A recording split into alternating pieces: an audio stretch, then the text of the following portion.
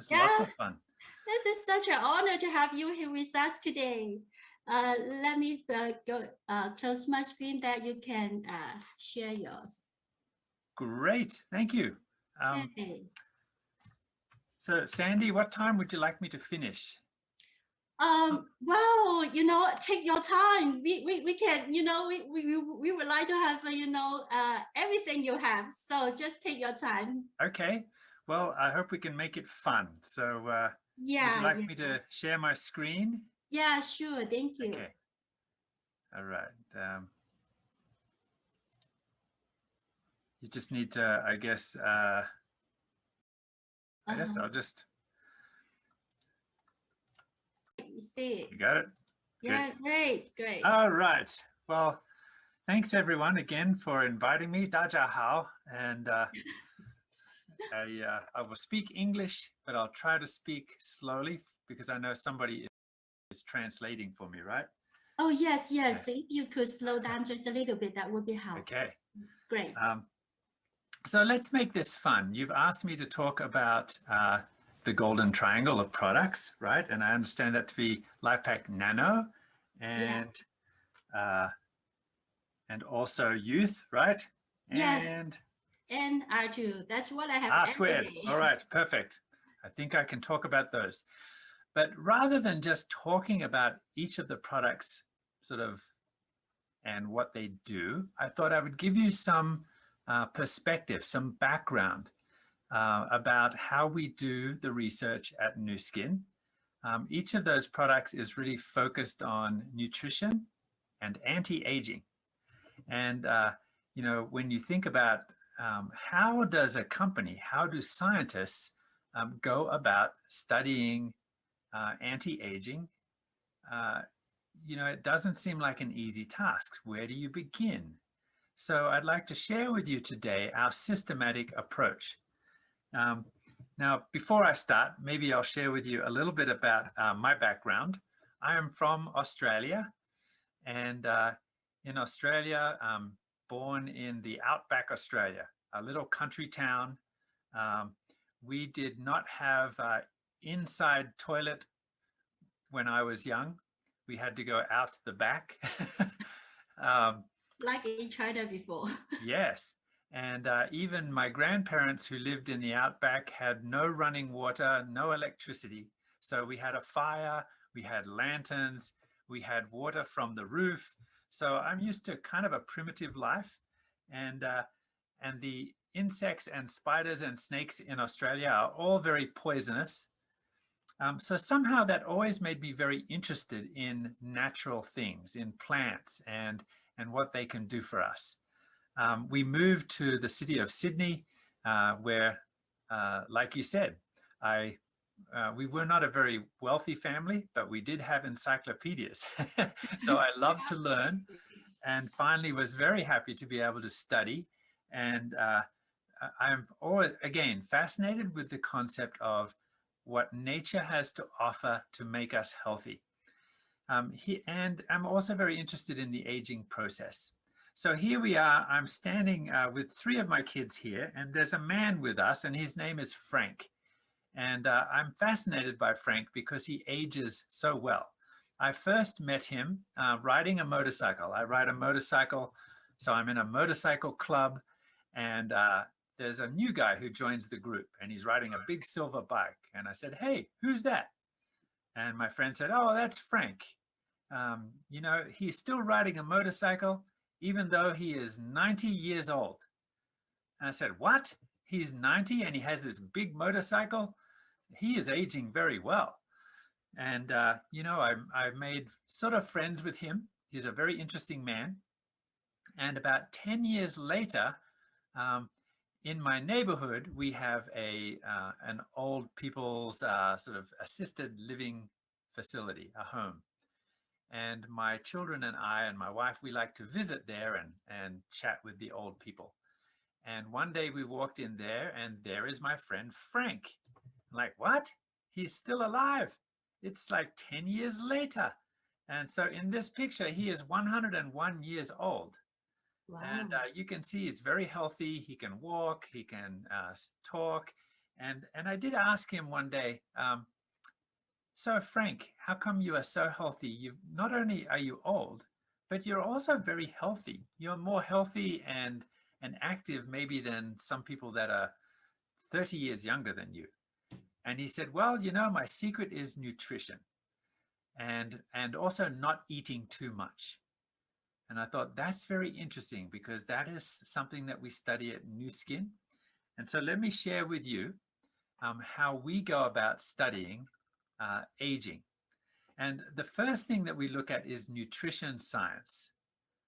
Right? Nutrition science, you know, you may think it's just about being healthy, but it actually is also about aging well. And let me share with you what I mean by this. I don't know if you understand or have heard before the word triage. It's a word that is used a lot in hospitals and in nursing. And triage was actually invented by the surgeon that worked with Napoleon Bonaparte. And it was a brilliant idea. And the idea is basically like this. If you have a hospital and suddenly you are overrun by a lot of patients, you know, maybe there's a big accident, maybe there's an earthquake or a train crash, and suddenly there are lots of patients that turn up at the door. So how do you organize those patients?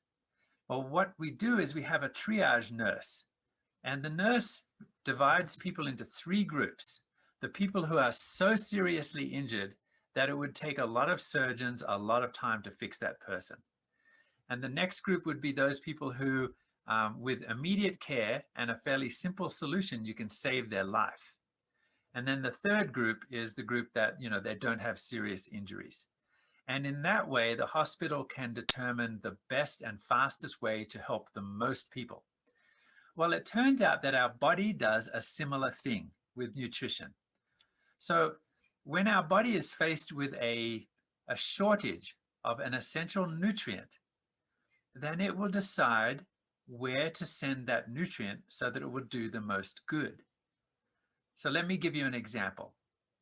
Because most people sort of fall into a category of not getting quite enough of the nutrients they need. And by nutrients, I mean things like vitamin A, you know, the B vitamins, vitamin C, vitamin E, maybe calcium, magnesium, iron, right? So we try to eat a good diet, but the surveys and the studies, big studies in America and Asia and Europe, they all tell us that we don't get quite enough that we should be getting every day. So again, let's talk about calcium. If you don't get quite enough, then what happens? I think most of you know. If for most of your life you don't get quite enough calcium, what happens? Maybe you have issues with bone density, right? And there's a condition called osteoporosis, and we don't want to have that. Now you may ask, well, then what happens to the calcium that you do eat? Well, the body has to make decisions. The body will make a decision to send the calcium to the systems of the body that need it the most, the systems of the body that will keep you alive today. And that's not about bone density. It's actually about the brain and the muscles. You need calcium for nerve impulses. So you need calcium for your neuromuscular system.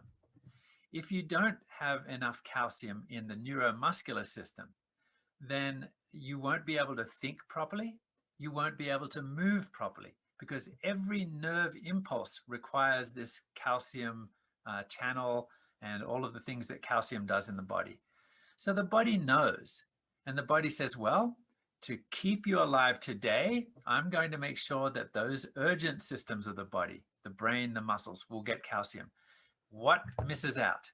It's the bones that miss out. But you know, you can still live a long life, but you will suffer as you get older. You won't age as well. So what's the solution, you ask? Make sure you get enough calcium so that you can have your muscles and your brain, but also your bone density. So that's how the body does triage. Let me give you another example. If you don't get enough B vitamins, what will happen? Well, B vitamins they are cofactors, right? All of these micronutrients are cofactors, means they are helpers for the enzymes in your body that catalyze the chemical reactions of life. This is what biochemistry is all about. I think Patrick Sung, you are a doctor in biochemistry, right? So he understands all this. If you can't understand it, just call him later. He will explain it all to you. But these micronutrients, they are cofactors or helpers for these enzymes. Now, where do the B vitamins help? Well, they help extract energy from food, right? So all of the bioenergetics, all of your energy is assisted by the B vitamins. If you don't get enough of the B vitamins, you will feel sort of less energetic. Maybe you'll feel sluggish and slow, and so you need those B vitamins. Well, what else do the B vitamins do? The B vitamins also help in the repair enzymes for DNA. The DNA is being damaged every day. Those genes that you heard about in the video, they are subject to damage, and they are repaired constantly by enzymes that are assisted by B vitamins. So let's go back to the triage. If you are marginally deficient, if you don't get quite enough of the B vitamins, what will be the triage? The body will help you to get energy, because that's what you need to survive today. You need energy for your muscles and your brain to stay alive. So the B vitamins will be sent to those systems, the energy systems. What will suffer? DNA repair.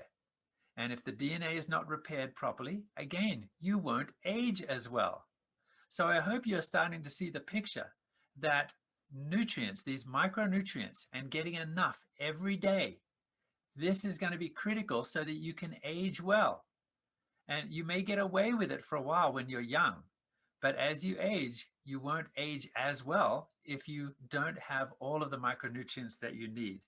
And this is why we have our product called LifePak and LifePak Nano. I've just got LifePak Ordinary here, but LifePak Nano, which is our most comprehensive and most scientifically advanced formula that gives you all of those nutrients. So it's several formulas in one: the bone formula, the eye formula, all of those things, the immune formula. All of those micronutrients are designed to be in the optimal amount so that your body does not have to do this triage, so that the hospital always has enough doctors and nurses. It doesn't matter what happens, you'll be able to age well and live well today. So that's what LifePak is all about. So the next phase of aging, very important, is antioxidant science. And this is very closely, again, related to the LifePak.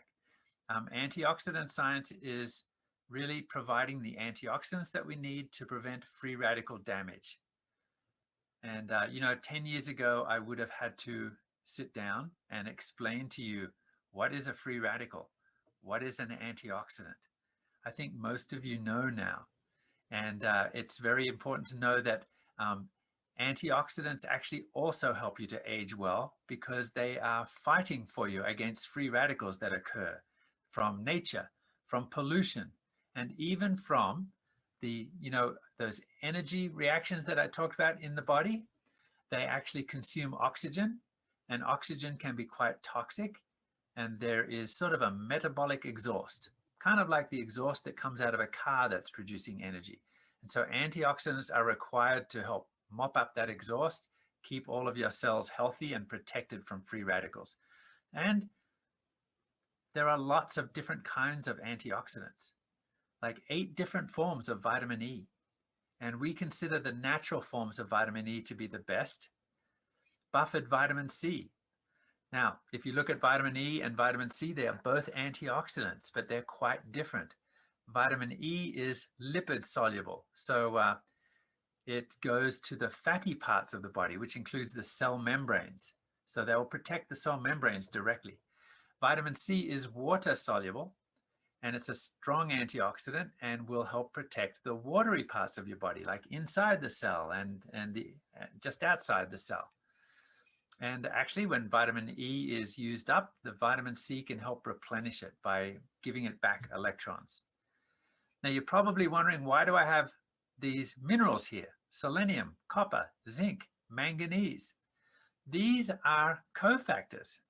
Now you remember the word cofactor means a helper of the enzymes. Well, it turns out the body also makes enzymes that protect you against free radicals. They're called endogenous antioxidants, and these are coded for by our genes. So the genes code for these antioxidant proteins. And do you know what Pac-Man is? You guys have Pac-Man in Taiwan and Singapore? Of course you do, right? It's like the little creature that eats the ghost. Well, that's what these proteins look like, but they have no teeth. And so what they need is a cofactor, something that goes in there to help basically give them teeth so that they can work. Selenium, copper, zinc, manganese, these are all cofactors or helpers for those endogenous antioxidants in the body. And most people actually don't get quite enough of these trace minerals. So we have to make sure that you get enough so that your body's natural free radical fighting proteins have the teeth that they need to work. And then there are carotenoids and other things that come from nature, from the green leafy vegetables, from the colorful fruits and vegetables. These are very important. I've got a picture of some of them here. Lycopene, which is red. You get it in your tomatoes or your watermelon. Lutein, which is yellow. You'll get it from green leafy vegetables. And beta carotene, that's the orange one, from carrots and so on. It turns out that these are also very important. They're antioxidants that come from plants. You must every day eat a diet that's rich in color, fruits and vegetables. But also, if you're not getting quite enough, then we will provide those also as part of the list of antioxidants that you need in about the amounts and the proportions that you would get from a diet rich in fruits and vegetables. Now, how can we measure if you have enough? Well, Sandy mentioned earlier her scanner score, and that's something that we do. We have the biophotonic scanner that can help measure and help you to know if you have enough antioxidants in your diet or from your supplements. And if you change your lifestyle and start to eat more fruits and vegetables, you can measure the increase just as Sandy did. So congratulations, Sandy, 75,000. Awesome score. Thank you. Yeah. All right, so what's next? Gene science. You're probably wondering, when is he going to talk about genetics? Well, I hope that you can see here that all of these things work together. You need to have a good foundation of nutrition if you want to age well. You need to also, as part of that nutrition, have the antioxidants that you need. And so now the question is, what about our genes? And if we're talking about our genes in the context of aging, what does that mean?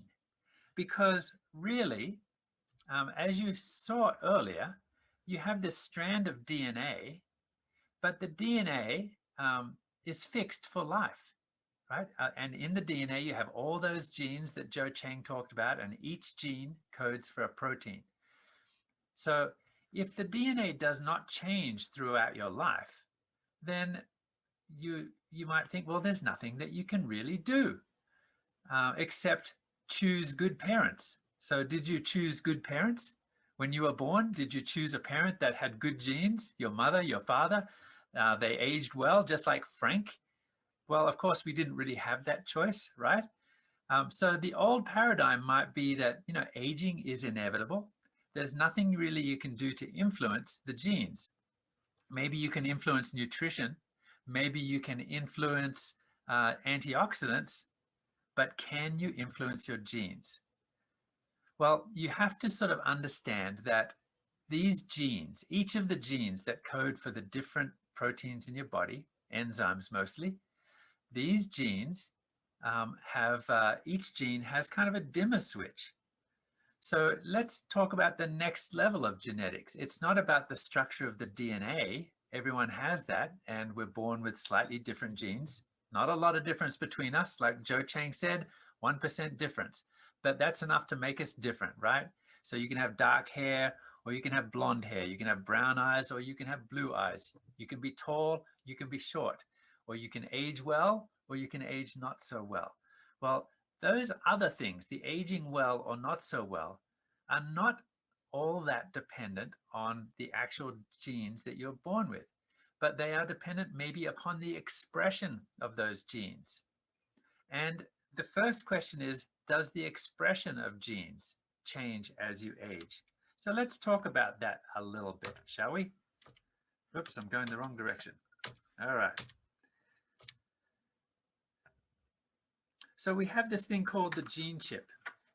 And the gene chip actually measures whether or not the gene, a particular gene, and there are 25,000 genes in your body, so is that gene turned on or turned off? So imagine a restaurant. Some of my favorite restaurants are the Chinese restaurants, so let's go there. So you have lots of different dishes at that Chinese restaurant. Now, how does the restaurant know which to serve? Maybe one day a whole bunch of people will come in and they will want beef and broccoli. So the chef has to make more beef and broccoli. So imagine that the genes, they're kind of like a recipe book. There are 25,000 recipes for Chinese food in this book. And the body can adapt. When there's a higher demand for beef and broccoli, you need to turn up the dimmer switch for that gene. If there's a lower demand for the beef and broccoli and a higher demand for Kung Pao chicken, then you need to be able to adapt as well. So the body's genes do adapt. And there are ways that we can measure whether or not a gene is expressed at a high level or a low level. And we do it with this gene chip. So we ask the question, as you age, does the gene expression change? Do some genes turn on more? Do some genes turn off? And if so, which genes and how much? And the way that we do that is by measuring the gene expression with the gene chip. So we actually did that experiment. Let me show you this experiment just right here. This is called a heat map. So what you see here is colors. Now, if it's green, then it means that the gene is less active. If it's red, it means that the gene is very active. And so the first experiment that we wanted to do was just looking at energy production, the genes that are involved in a part of the cell that produces energy. Why? Because as you age, one of the things that you notice the most, the soonest, is that you kind of lose energy, right? I have children who will jump on the trampoline all day. And, you know, I can jump on the trampoline for 15 or 20 minutes and I'm getting pretty tired already, right? It's kind of a thing that happens as we age, our energy production becomes less efficient. So we thought, let's focus on that. This is a good sort of first pass experiment. So here, if you look at the rows are the different genes. And what we found is there are at least 52 genes, just for the purposes of this slide, 52 genes that do change in their level of expression as you age. On the left, we have young gene expression, and you can see about 2/3 of those genes are expressed at quite a low level, and 1/3 of those 52 genes quite high. Now, as the individual ages, you can see there's a switch. It changes. Those genes that were expressed at a low level are now high, and vice versa. So this showed us that you can actually see and measure changes in gene expression as you age.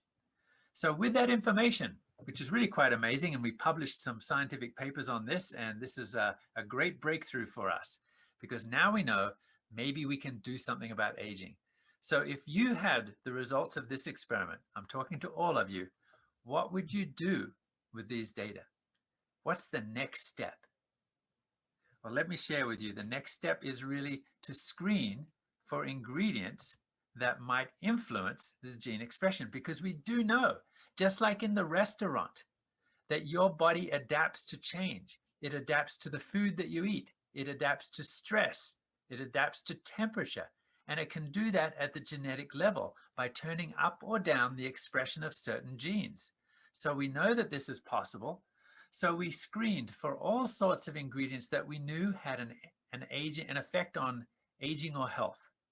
For example, on the top left there, you see Cordyceps sinensis, a mushroom, kind of a mushroom that grows in the high plateaus of Nepal and that has been valued and worth more than its weight in silver for centuries in China. We have ginseng that we know is an interesting ingredient for energy. and all sorts of other things here. Now, what we're interested in is the natural chemicals that are found in these natural products. Broccoli, for example, is very rich in molecules that help with detoxification, things like indole-3 carbinol. Grapes have these polyphenols in them, in the seeds and in the skin. The pomegranate has a group of molecules called allagitannins. Orange has also bioflavonoids and all sorts of things in the skin and in the pulp. So we screened at least 50 different ingredients to see if they would influence gene expression. And now, so what we did was, in this experiment, we only looked at old individuals. These were old mice. So their gene expression pattern looked like this on the right. And we fed these individuals for 3 months, all sorts of different ingredients. And I want to show you 5 of the experiments. So here's ingredient 1 through 5. Now remember, these were fed to old mice. Now, did ingredient 5 work? I think you can see that it made no change. It still looks old. But what about ingredient 4? You can see that the gene expression pattern has changed in this older individual. Now it looks like the young gene expression pattern. So this then is how we were able to measure gene expression using the gene chip, screen for different ingredients that we would call anti-aging, and then come across a formulation that then can help to change the aging paradigm. And so as you can see, the new paradigm is that expression of age-related genes can be influenced back to a more youthful state. And this is really the foundation of this product that we call Vitality. And it's called Vitality for a reason, right? So this Vitality has, I will share with you, I'll go back. Vitality then, the 3 ingredients that influenced the most were cordyceps, ginseng, and pomegranate. And those other ingredients were also used for a different half of that, which we'll talk about some other time. So what's our next frontier? Well, let's talk about aging in a more general sense. I just have a few more slides to share with you. We know that we age, and as we age, all sorts of things happen. This is one of those apps. They're kind of fun. On your phone, right, you can find these apps that sort of make, you put in your photo, and then it shows you what you look as you age. And it's kind of fun, and my kids think it's a really fun app.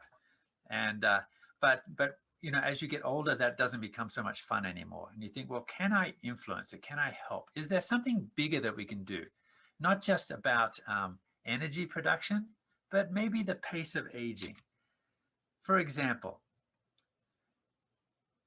Frank, you remember Frank, my friend? When he was 100 years old, and he finally died when he was 104, and he was still pretty healthy. I saw him on his birthday when he was 104, and he still looked pretty dang good, but he passed away in his sleep that night. And so in that sense, there's a couple of different ways that you can age. You can age gracefully, and you can be young like the top line, and then sort of fall away quickly. Or you can sort of, from kind of an earlier age, maybe middle age, just get less and less healthy and less vital. That's not the way we want to be, right? We want to be more like Frank, where you have a longer, let's call it youth span. You don't have to live to be 100, but you do want to be healthy as you can be all the days of your life. And so that's the goal. That's what we thought about when we started to then look even more broadly at gene expression. And we were very interested in work that had been done by certain scientists, one named Richard Weindrich, who is a scientist who understands the role of aging. And he did a lot of experiments showing that a very strict nutritional regimen can, in fact, help with this youth span or this health span. And so you can see this blue line here versus the red line. So the animals that he had on the red line were way more healthy and lived their curve was much more like the top curve, like the Frank curve. Let's call it the Frank curve, okay? So we were very encouraged by the experiments that we did. And in fact, it was Weindrich and Proller that introduced us originally to the gene chip. So we did a more global look at gene expression in the body. And what we were trying to find was, if you have this very, what does gene expression look like in typical aging? When you're just aging like, people that are on that bottom line that I showed you. Well, this is what the gene expression pattern looks like for healthy age, for typical aging, right? Now you can see here that there are thousands of genes involved. It's more complicated than the energy heat map that I showed you.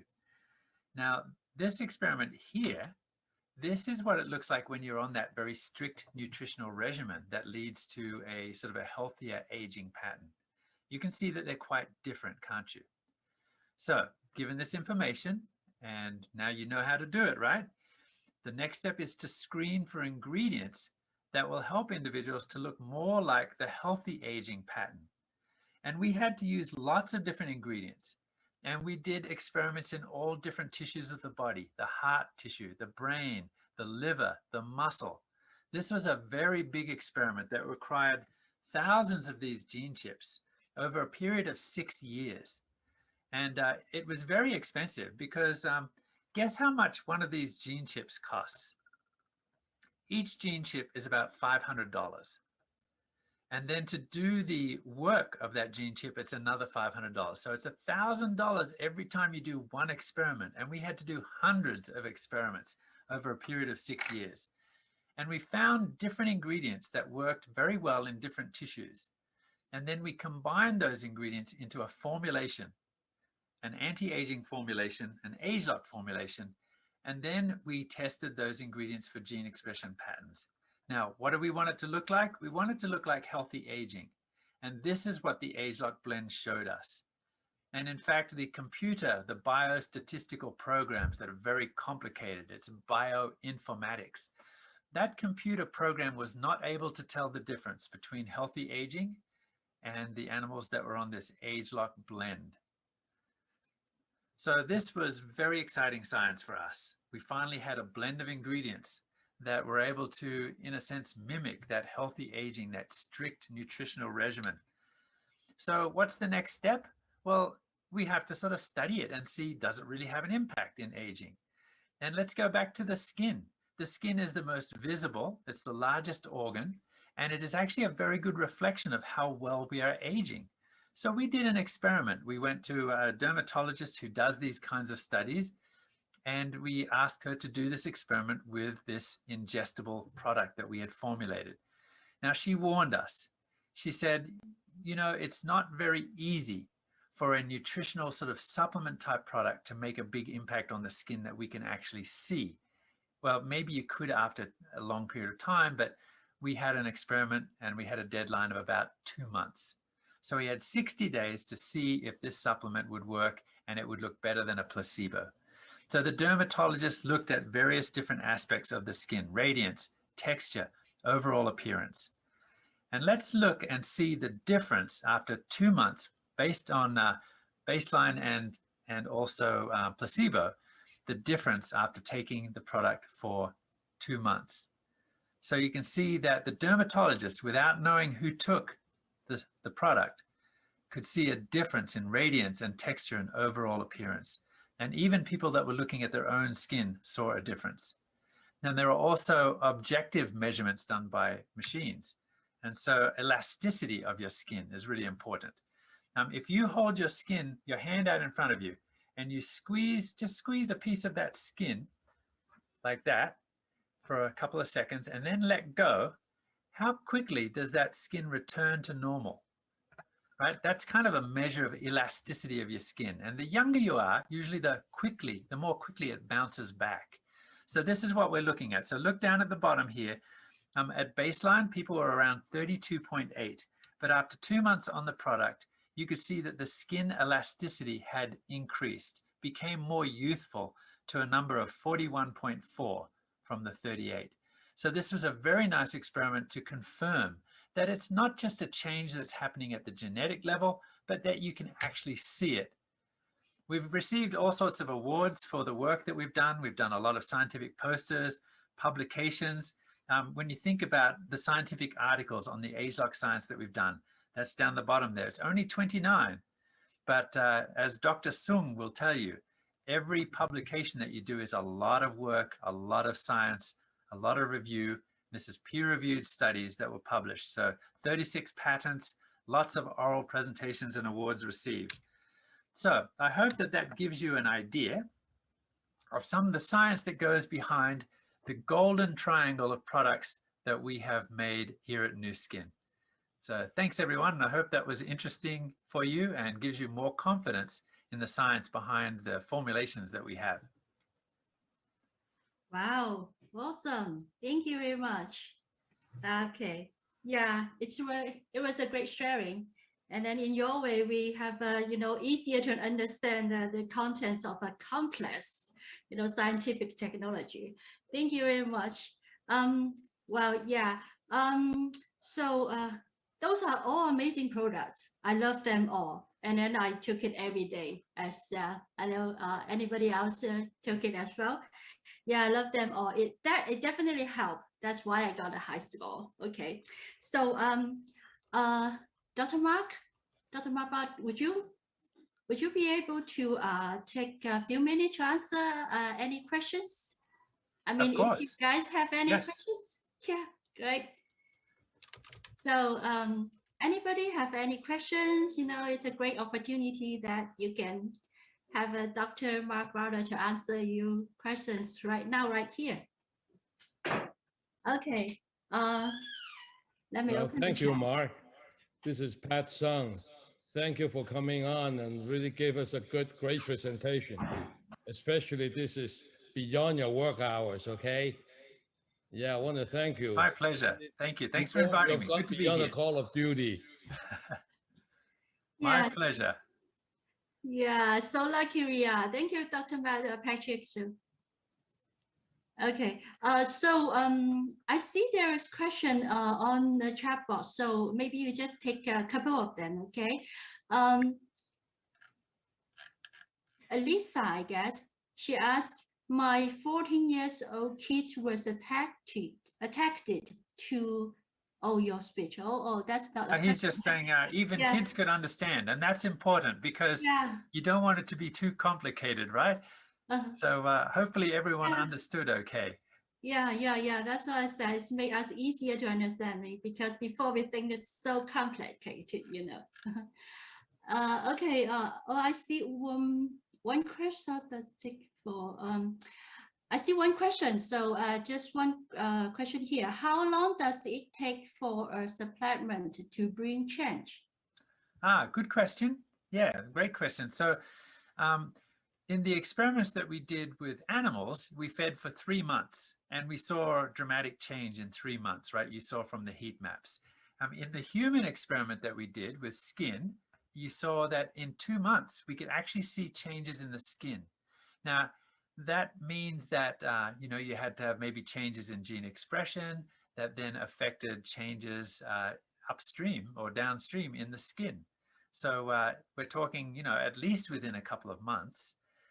We also did a study on the brain with this particular product, yet to be published, but very soon. But we showed an impact on the way that the brain communicates with itself and the way that it's able to remember things. Again, that was within 2 months. So some people do ask me though, Sandy, well, how long should I take this product? And I guess the reason they ask that question is because maybe they think, I can take the product 1 month and then it has reset my genes and then I'm good for life. But actually that's not quite how it works, right? The body responds, just like the Chinese restaurant, to supply and demand, right? What the customers want. And so, your genes need constant reminding about where they should be when they're expressing themselves in a healthy way. And the way that we remind our genes is through healthy habits. So it's not, actually we've learned it's not just about what you eat or not just about the phytochemicals that we discovered, but even stress and sleep and all of those other things impact your body really right down to the genetic level. So make sure that you are doing more than just taking supplements. Make sure that you're eating well, trying to sleep, trying to control your stress, whatever it is that you can do to help control stress, whether it's exercise, yoga, meditation, do all of those things.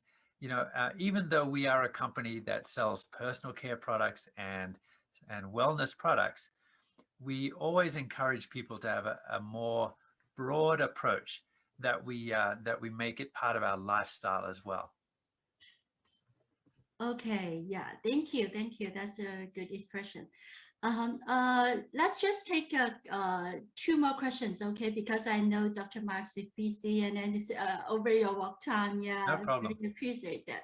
So there, one more question is, there's a lady asked earlier that, are there overlap of ingredients in these triangles? Yeah, good question. Actually, not too much, but it's a great question, because people often ask, am I taking too many of these Nu Skin supplements? I'm taking R Squared, I'm taking Youth, I'm taking Life Pack. Am I getting too much? So I want you to look at it like this.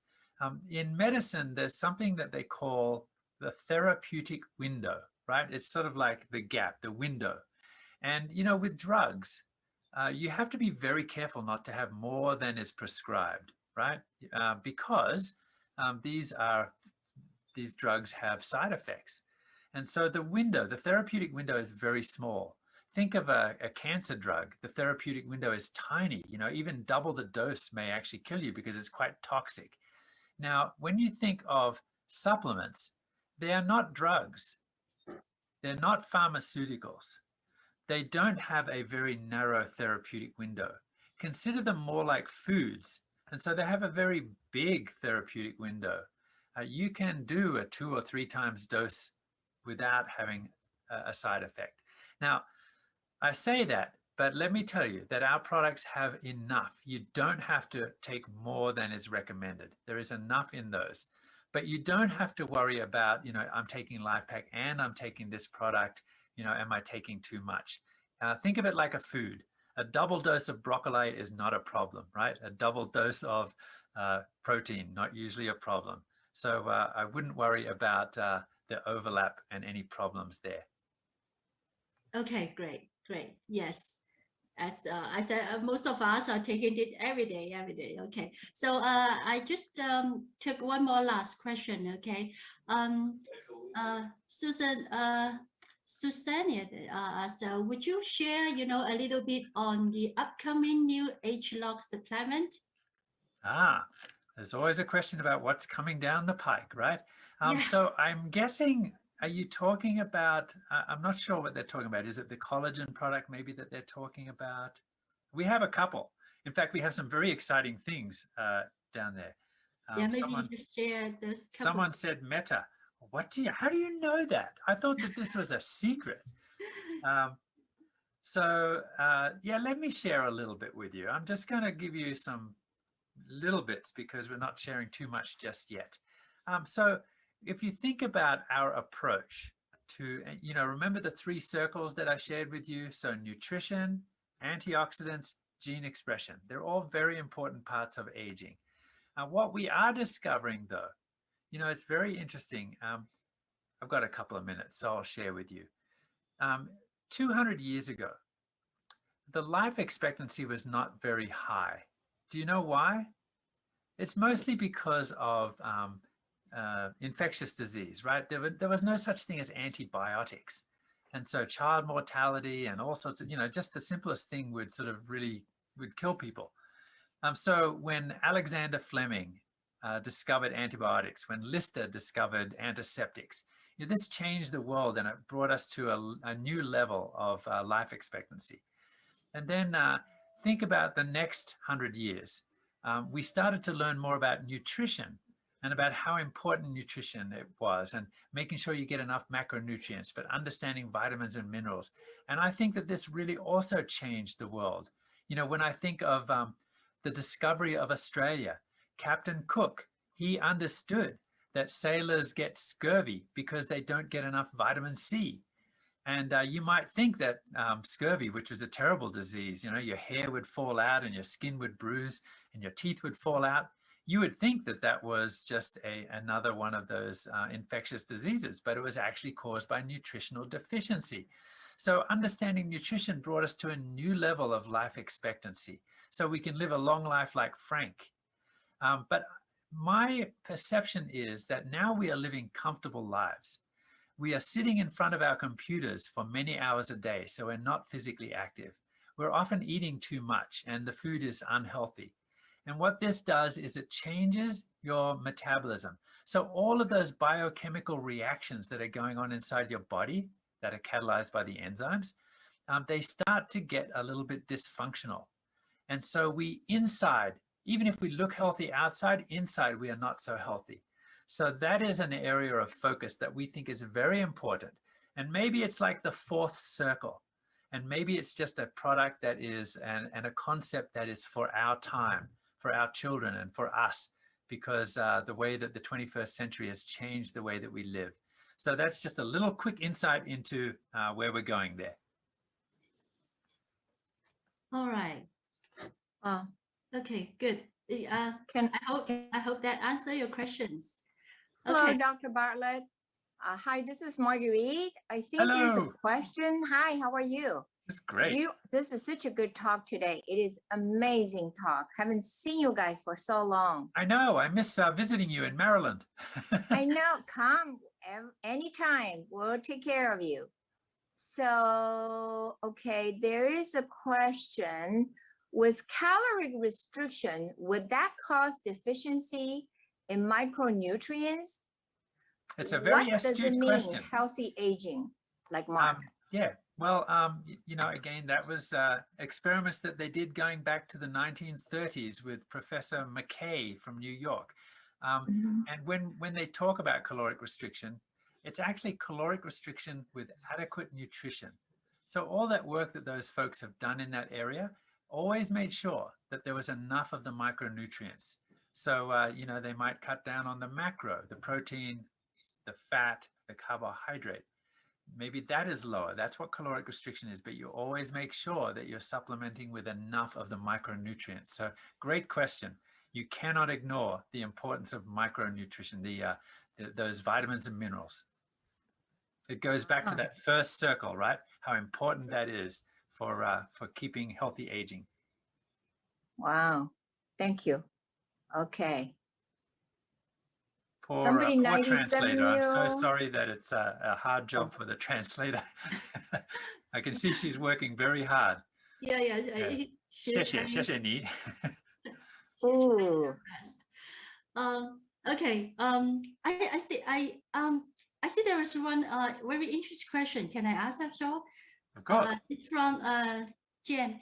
She said some of our ingredients are 200 or 30 or 300% of the daily recommendation value. So would our body absorb it, or all the nutritions? Another great question. I can tell that this is a very educated audience here today. So the answer to that question is that the daily recommended intake, it's called DRI. So, you know, the government does experiments and it says, okay, in order to prevent a deficiency disease, this is how much you need. And so, for example, vitamin C is 60 milligrams. And that's all you need to prevent the deficiency disease. But you can consider vitamin C not only as a cofactor for the enzymes that produce collagen in the body, that's how it prevents scurvy, but also as an antioxidant.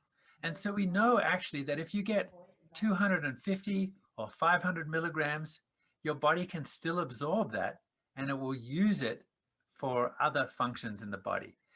So, you know, the B vitamins, you can have several times the daily allowance that's provided to prevent deficiency disease, but it can still be absorbed and provide benefits. So every case is different. All you need to know is that our scientists have done our homework and we understand, you know, this absorption and the ability of their body to absorb. And when you are wasting your money by putting too much in.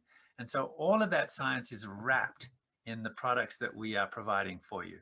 You don't have to worry about it, but it's a fantastic question. And that's it. Your body can absorb. And, you're right. At a certain point, you can have so much that it's wasted. Okay, yeah. I hope that helped, Jen. Okay. Great answer. Thank you so much, Dr. Bartlett. My pleasure. Yeah. Okay. Okay, I see there's two last questions. Okay. If I there's a Kate asks, if I want to try as many products as possible, will there be positive effect if I try them all in 1 month? Well, I have kind of a scientific approach to it. So my answer would be, just try 1 or 2 at a time and add on slowly. There's a couple of reasons for that. It's just like if you're fixing a car and there's a problem, you try one thing at a time. I'm not saying there's a problem with your body, but you try one thing at a time and you can kind of see the effect, and then you can sort of move on to the next thing.